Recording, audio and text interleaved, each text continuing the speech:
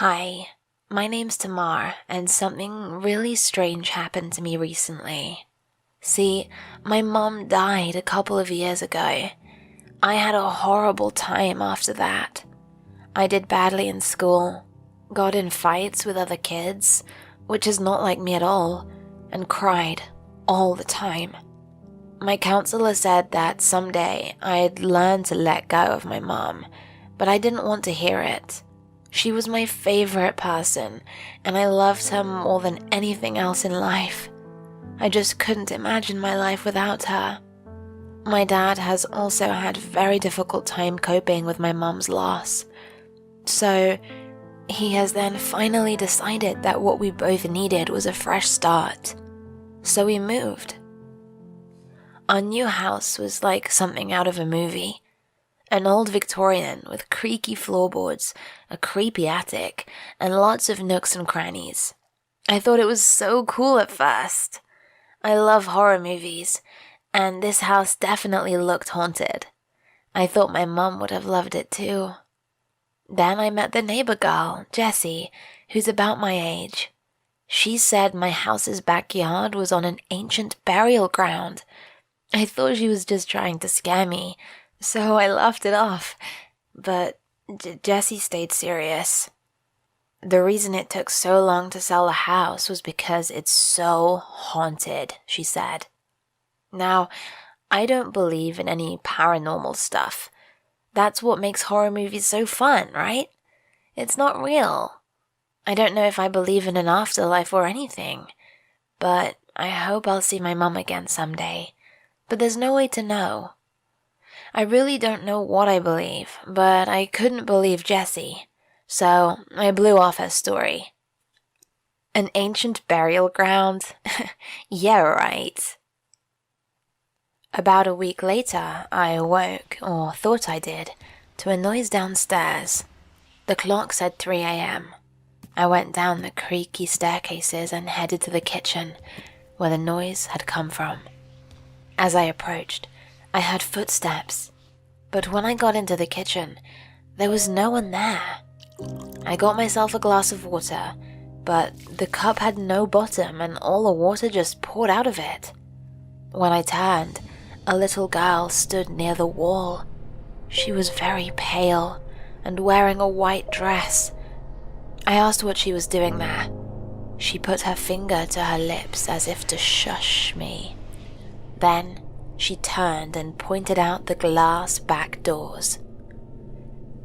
I was extremely scared of what I'd see if I looked out the doors, so I just stared at her.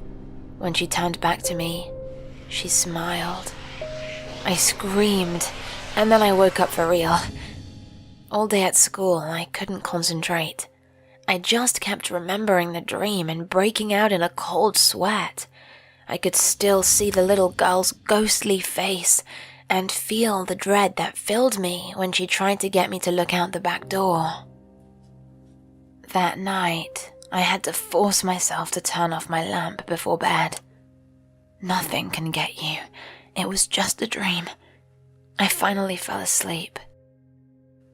At 3 a.m., I woke again to a sound downstairs. I went to the kitchen for a glass of water. The water fell through the cup. I turned and saw the girl, and she pointed out the back door. As if in a trance, I turned to look through the glass doors, but as I did, I dropped my cup. As it crashed to the ground, the little girl vanished and I woke up. Now I was really freaked out. The same dream 2 nights in a row? I found Jessie at school the next day and asked if she was serious about my house being on a burial ground. Yeah, why? She asked. I don't know, I mumbled. I keep having this weird dream. I told her about it. You're getting visited by a ghost, she said. When people build over top of cemeteries, it disturbs the dead. They become restless. They can't find peace. Whatever, I said. I don't believe in that stuff. I'm probably just stressed or something. But the next night, I had the dream again. At school, my history teacher asked if I was okay. "You look like you haven't slept in a week," he joked. That night, I tried everything I could think of.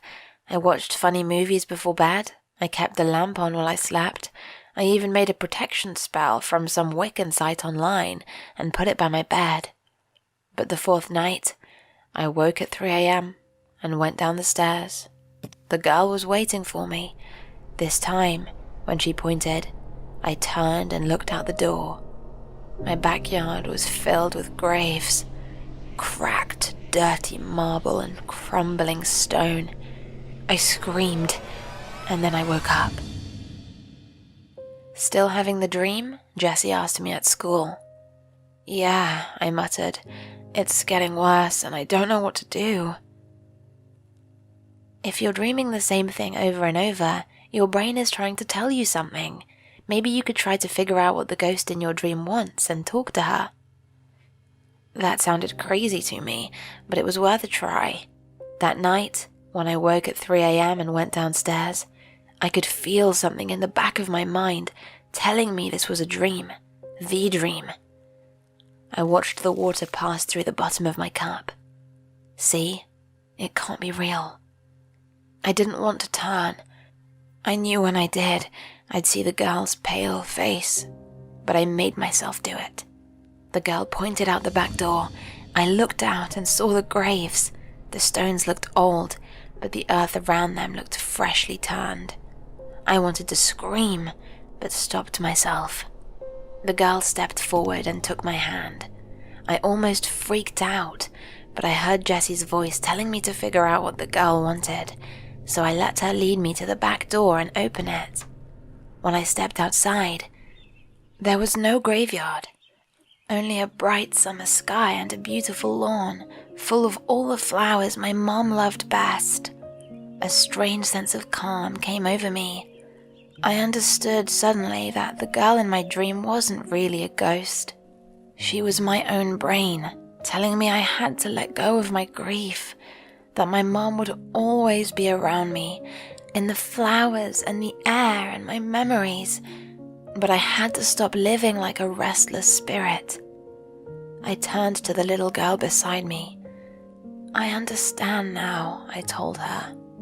"You can go and find your peace."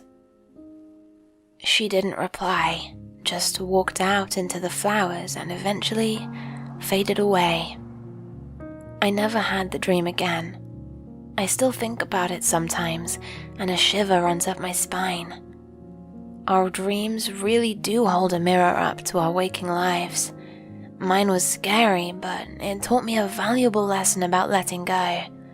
I still miss my mom every day, but I know that wherever she is, she's at peace, and I'm trying to be at peace too. What did you think of my story? Have you ever had a recurring dream? Share in the comments below, and don't forget to like and subscribe.